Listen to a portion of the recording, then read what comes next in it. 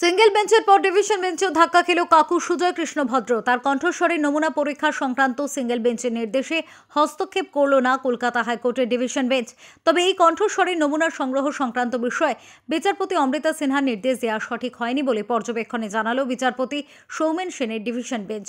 আদালত জানিয়েছে, কণ্ঠস্বরে নমুনার পরবর্তী প্রক্রিয়ার উপর চূড়ান্ত সিদ্ধান্ত নেবেন বিচারপতি তীর্থঙ্কর ঘোষ।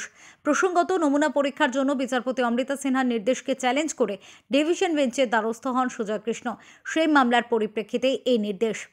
ডিভিশন বেঞ্চের আরও পর্যবেক্ষণ, কালীঘাটের কাকুর কণ্ঠস্বরের নমুনা সংগ্রহের নির্দেশ দিয়ে বিচারপতি অমৃতা সিনহা সঠিক কাজ করেননি।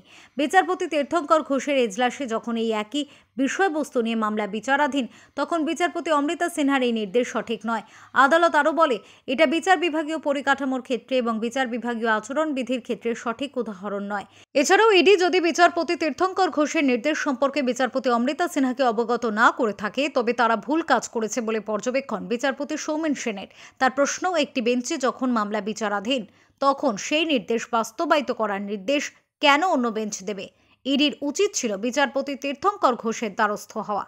অমিত কুমার দাসের রিপোর্ট, ওঙ্কার বাংলা।